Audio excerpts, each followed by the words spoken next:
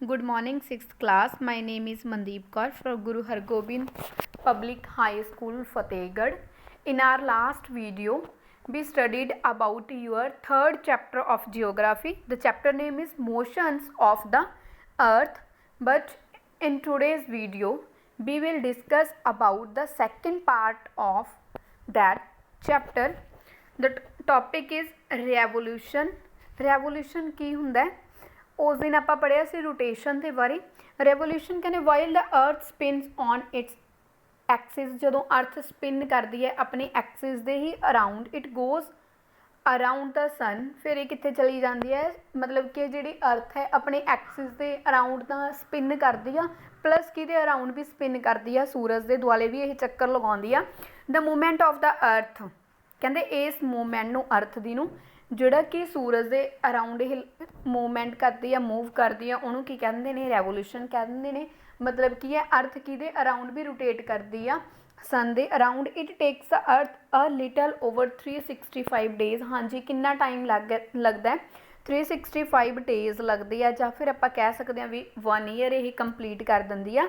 एक जो ये मतलब की करती है, रेवोल्यूशन करती है सन के around. The path take around the sun. हाँ जी, हुण कहंदे ओह वाला रस्ता जिस दे विच ये की करती है, सूरज के दुआले चक्कर लाउंदी है, उहनूं रस्ते नूं की काहदा नाम दिता गया है? ऑर्बिट का नाम दिता गया है। The earth's orbit is elliptical. जिहड़ा अर्थ दा ऑर्बिट आ वो किहड़ी शेप आ उहदी? एलिप्टिकल आ। एलिप्टिकल किदां दी हुंदी है? एग लाइक हुंदी आ। ठीक है जी, जिवें इन्हां ने दिता पिया जिद्दां एग दी शेप हुंदी आ।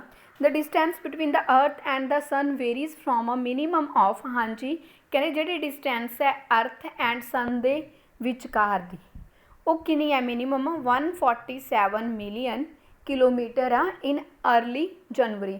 हाँ जी, जनवरी की शुरू दे विच, जनवरी की स्टार्टिंग दे विच कह लो इन्हां दोवां दे विच कितनी डिस्टेंस हुंदी है? 147 मिलियन किलोमीटर, जिन्हों की काहदा नाम दिता गया है? पेरीहीलियन दा। ठीक है जी। To a maximum of roughly 152 million kilometre in early July. जुलाई दे विच कहने जिहड़ी ये डिस्टेंस है ये कितनी हुंदी है? ये 152 मिलियन हुंदी है, जिन्हों इन्हां ने काहदा नाम दिता गया है? अफिलियन का नाम दिता हुआ है। जिहड़ी इन्हां दोवां दी एवरेज है 147 ते 152, या फिर कह लो भी जिहड़ी डिस्टेंस है अर्थ एंड सन दे विच।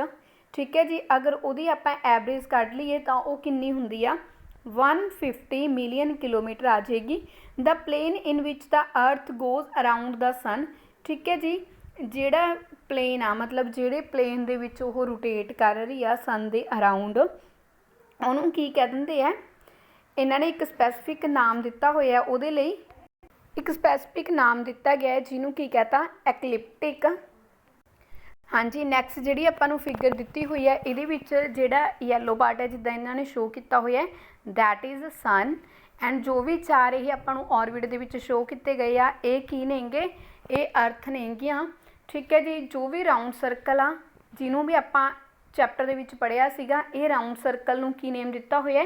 ये एक ऑर्बिट आ, वो वाला पाथ आ जिहदे अर्थ की करती है? रोटेट करती है। इत्थे इन्हां ने एरो बना के ये वाला ये की शो की हुई है? डिस्टेंस शो की हुई है सन और अर्थ दे विच दी ये डिस्टेंस है जिहड़ी कि इन्हां ने कितनी दित्ती हुई है? 150। ठीक है जी, इत्थे इन्हां ने मतलब 4 फिगर्स शो कीतियां ने अर्थ दियां। इन्हां ने शो करन दा मतलब की आ? हाँ जी, फस्ट ऑफ ऑल आप स्टडी करांगे हॉरीजोंटल लाइन ते डे। देखो 21 जून वाला जिहड़ा डे है उहदे विच की हुंदा? जिहड़ी अर्थ आ इन्होंने 2 शेड किए हुए अर्थ के, एक तो लाइट जा जिहड़ा पैरेट आ, मतलब एक राइट साइड ते आ अपनी, एक किहड़ी साइड ते आ?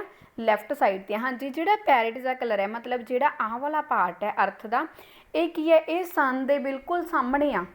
ठीक है जी, जो सूरज के सामने आ तो इत्थे मतलब ए वाले पार्ट से धरती के ए वाले हिस्सों से जिहड़ियां भी कंट्रीज़ आउंदियां ने जां कह लो जिहड़े भी भाग आउंदे आ उत्थे दिन होएगा, तो जिहड़ा भी शेडड मतलब आपने शेड नहीं किया जिहड़ा एज इट इज़ पिया उत्थे की होऊगी?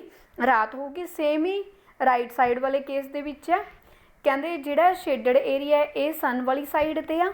ठीक है जी, इधर की हुंदा? डे हुंदा। जिहड़ा दूसरा अनशेडड एरिया है ये सन तो ओपोजिट साइड ते आ, मतलब इत्थे की है? सूरज की रोशनी नहीं पहुँचती, सनलाइट नहीं पहुँच सकती।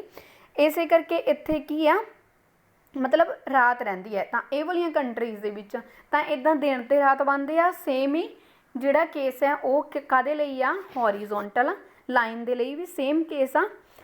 अगे जी इफैक्ट ऑफ अर्थस रेवोल्यूशन। हाँ जी, जो अर्थ की है कहते रिवॉल्व करती है सन के अराउंड, तो ये की इफैक्ट पैंदे आ। ये दो मेजर इफैक्ट ने जिहड़े इन्होंने दिते हुए आ। Varying length of the day and night.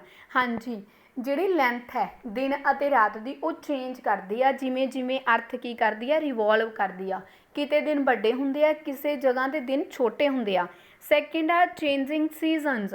हाँ जी, रुत्तां की होंदियां ने बदलदियां ने। जिवें अपने इंडिया का जिहड़ा मतलब सिस्टम है उन्होंने किन्ने पार्ट्स च डिवाइड किया हुआ 4 दे विच। तां कहंदे जदों अर्थ रिवॉल्व करदी आ तां उहदे नाल 2 फैक्टर सामने आउंदे आ। एक दा जिहड़ी लैंथ है डेज ते नाइट दी वो चेंज करदी आ।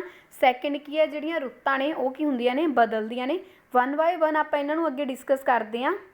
हाँ जी, फस्ट आ varying length of day and night. पहला आप डिस्कस करांगे कि जिहड़ा कई बार की हुंदा किते दिन बड़े हुंदे आ, ठीक है जी, रात छोटी हुंदी है। वो तो ओपोजिट जगह हुंदी है जिथे उत्थे की हुंदी है रात बड़ी हुंदी है, दिन की हुंदे आ छोटे हुंदे आ। कहंदे if you travel to different part of the world you will notice that the length of the day and night can be very different. कहंदे अगर तुसीं किते ट्रैवल करदे हो किते जांदे हो तां तुसीं ये देखदे हो भी मतलब जिहड़ी दिन ते रात दियां जिहड़ी लैंथ है वो की हुंदी आ चेंज हुंदी है, डिफरेंट हुंदी है। Even at the same time of the year, मतलब टाइम सेम है दोनों जगह पे।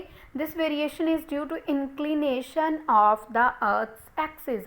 ਇਹਦਾ वेरीएशन क्यों ਹੁੰਦੀ है? कहते धरती का ਜਿਹੜਾ एक्सिस है वो झुकिया हुआ है, ਉਹਦੇ करके ਹੁੰਦੀ ਆ। Suppose you take a train from Kerala to New Delhi. हाँ जी, तुसी कोई ट्रेन लै रहे हो, मतलब तुसी की कर रहे हो ट्रैवल कर रहे हो केरला तो तुसी ट्रेन लई आ न्यू दिल्ली तुसी जाना। दसंबर का कहते टाइम आ। तुसी की नोटिस करोगे कि जिहड़ी लैंथ है डे दी ते नाइट्स की ये वेरी करूगी दोनों जगह के उत्ते। मतलब केरला दे विच दिन दी लैंथ होर होगी, दिल्ली दे विच होर होगी। In Kerala there is not much difference in the length of the day and night.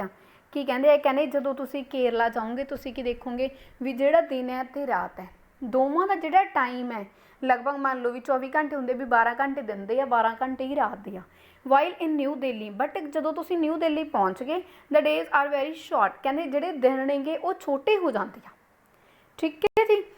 सूरज किन्ने कहते सनराइज़ किन्ने बजे होंदा 7 AM होंदा ते किन्ने बजे मतलब हनेरा किन्ने बजे हो जाता है 5 बजे। मतलब दिन की जिहड़ी लैंथ है वो घट होगी।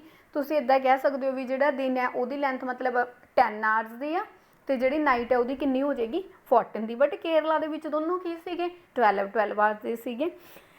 Look at the figure on the next page you can see that for the half the year the northern hemisphere face the. हाँ जी, ਜਿਹੜਾ ਆਪਣੇ ਜਾਂ कह लो भी ਜਿਹੜਾ ਆਪਣੇ लास्ट पेज डिस्कस किया सी आपां देखिया सीगा भी जिहड़ी अर्थ सीगी, ठीक है जी, वो इदां जिहड़ी हाफ पार्ट सीगा उन्होंने की किया होया सी लाइट किया होया सी ते हाफ जिहड़ा ए वाला सी ये डार्क सीगा, ठीक है जी। आह वाला पार्ट इत्थे मान लो तुहाडा सन है, जिहड़ा सन दे मतलब की होऊगा बिल्कुल फ्रंट ते होऊगा, जिहदा सन वाल फेस होएगा उत्थे डे हुंदा है ते दूसरी साइड है जिहड़ी उत्थे की हुंदी सीगी नाइट हुंदी सीगी, ठीक है जी। कहने while for the next 6 month दा मतलब अगले 6 मंथ के लिए की हो जाऊगा ये दोनों फेस ओपोजिट हो जाती आ। A large part of the hemisphere that face हुण कई बार की हुंदा कहने जिहड़ा ये हैमिसफेयर आ कई बार तो ये इदां हुंदा मतलब जिहड़ी डे आ वो ज़्यादा पार्ट च आ जाऊगा नाइट घट पार्ट च। बट कई बार की हुंदा नाइट है जिहड़ी वो ज़्यादा पार्ट च आ जाती है डे घट पार्ट च आ जाता। कहते a large part of the hemisphere that face the sun. हाँ जी, हैमिसफेयर का वो वाला पार्ट हैमिसफेयर की कित्थों लिया इन्होंने अर्थ के पार्ट तो लिया जिहड़ा किहदे वल फेस कर रहे सन दे वल, ठीक है जी, जिथे सनलाइट पै रही आ। इहदा मतलब की हो गया कि उत्थे लॉन्गर डेज होणगे ते शॉर्टर नाइट्स होणगियां। This phenomena is more noticeable that closer you go to the poles, जिमें जिमें पोल्स से जाओगे तो आपां नूं ज़्यादा देखने नूं मिलदा है। इक्वेटर के उत्ते जिहड़े डेज ते नाइट की लैंथ है कहते जिहड़ी ये बिल्कुल की हुंदी आ इक्वल हुंदी आ।